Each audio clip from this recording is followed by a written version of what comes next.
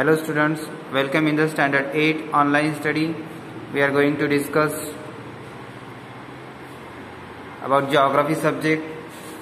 Our third lesson is going on and the name of this lesson is humidity and clouds. In previous videos we discussed about the evaporation. After that humidity in the air and absolute humidity. In absolute humidity also we discuss relative humidity. Okay, so today we are going to discuss about the new point, clouds and types of clouds. See here, page number 20. Clouds are a form of condensation at higher elevation. Okay, condensation occurs around minute particle in the atmosphere. Condensed water or snow particle in the clouds are very fine and almost weightless, and so clouds float in the air. See figure 3.7.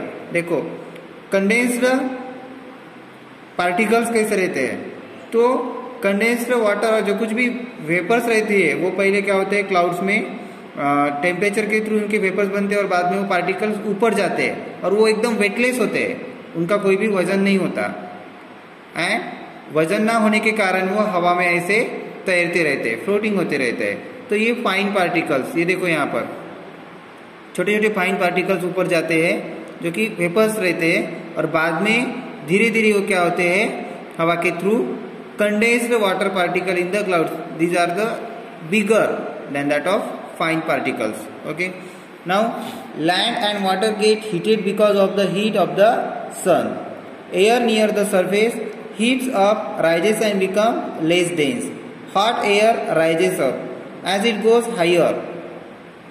The temperature of the air reduces and the moisture holding capacity of the air reduces. देखो क्या कहा गया है कि जो जमीन के ऊपर जमीन और पानी वो टेम्परेचर के थ्रू क्या होते हैं, गर्म होते हैं और गर्म होने के बाद वो हवा में ऊपर उसका ऊपर जाना शुरू हो जाता है. तो हॉट एयर राइजेस अप, गर्म हवा क्या होती है ऊपर निकलती है. एज इट गोज हायर, जैसे जैसे ऊपर जाती है the temperature of the air reduces. जैसे जैसे हम ऊपर जाएंगे, आप देखो कौन से भी अगर पहाड़ पे गए तो वहां पर टेम्परेचर कम रहता है, हमें लगता है सरफेस पे ज्यादा से ज्यादा टेम्परेचर रहता है. जैसे जैसे हम ऊपर जाएंगे वैसे वैसे temperature of air becomes reduces. Reduce means कम हो जाता है. और क्या होता है बाद में, and the moisture holding capacity of the air reduces. जैसे जैसे ऊपर जाएंगी हवा, जैसे जैसे फाइन पार्टिकल्स ऊपर जाएंगे वैसे वैसे वो मॉइस्चर उनको चढ़ेगा ज्यादा. Relative humidity keeps increasing. The water vapors in the atmosphere turns into water and snow. जैसे जैसे हम ठंडी की तरफ जाएंगे, ठंड हवा के ऊपर जाएंगे तो उसका क्या होगा, वाटर स्नो बन जाएगा. This is the dew point level of that air. The level of condensation is determined by the water vapors in the air. Keep in mind that the freezing point is also dependent on the altitude and water vapor.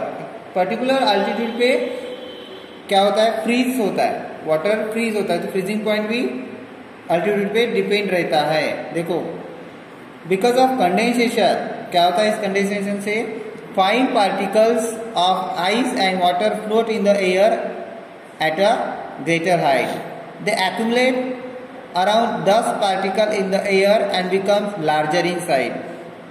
पूरे accumulate होते हैं, जमा होते हैं जो कुछ भी 10 particle है एयर के, और ये हमारे दूसरे फ्लोटिंग पार्टिकल्स वो जमा होकर साइज में लार्ज बन जाते हैं. Their accumulation together is called a cloud. ये पूरा जो एक्यूमुलेशन है, dust particle and our fine particles of vapour water, so it together becomes it called a cloud. Because of vertical flow of the wind they float in the atmosphere like a kite which floats in the air as it moves higher and higher. The clouds to float in the atmosphere because of vertical flow. जो कुछ भी हवा का झोंका है जो कि vertical flow रहता है उसके थ्रू क्या होता है, क्लाउड्स यहाँ से वहाँ पूरे घूमते हैं और बाद में हेवी बन जाते हैं. See figure 3.8. तो इसका भी एक्सप्लेनेशन बाद में देखेंगे, पहले थ्योरेटिकल पार्ट देखेंगे। Clouds are found at a different altitude above mean sea level. Clouds which forms at a greater altitude are formed from a very fine snow particles. The process of evaporation and condensation occurs continuously in the cloud. देखो जो कुछ भी evaporation की process है और condensation की वो continuously चालू ही रहती है क्लाउड्स में। Specific type of a cloud cause rainfall on Earth. The proportion of a vapor is more near the Earth's surface. As we go higher away from the sea level, the amount of vapor decreases. Hence, the clouds at a lower altitude are larger in size, while the clouds at higher altitude are smaller. देखो यहाँ पे altitude दिए गए हैं, low altitude, medium altitude and higher altitude. तो देखो लो altitude पे size ज्यादा है, बराबर है, क्लाउड्स की साइज क्या है, ज्यादा है। मीडियम पे थोड़ा बहुत कम है, यहाँ का पार्ट पूरा मीडियम है, और हायर पे देखो एकदम धुंधले से कम है। ओके, तो इसके आधार पर इंटरनेशनल क्लासिफिकेशन कैसे किया है, clouds types according to the international classification, कितने अल्टीट्यूड पे, कितने मीटर्स के अल्टीट्यूड पे कौन से क्लाउड्स रहते हैं, उनके टाइप्स यहाँ पे हमें दिए गए हैं। तो फर्स्ट पे सीरस है, 7,000 to 14,000 मीटर्स पे है ये सीरस, स्ट्रेटस, सीरो क्यूमुलस। तो ये पूरे अल्टीट्यूड जनरली आप ध्यान में रखो यहाँ पर कि कितने मीटर पे और कौन से अल्टीट्यूड पे कौन सा क्लाउड रहेगा। ओके, यहाँ पर उसके पूरे फर्स्ट टू 10 उसके नेम दिए वाले हैं, altocumulus, stratocumulus, stratus, nimbostratus, cumulus and cumulonimbus. Okay, तो यहाँ पे हाई एल्टीट्यूड उनका कितना है, कैसे तैयार होते हैं पार्टिकल से, कितने सीरस में, मीडियम क्लाउड कैसे है और लो क्लाउड कैसे, इसकी भी जानकारी यहाँ पर दी वाली है। I request to all student please study this page 21 page deeply. Okay, so this is our chapter that we finished today.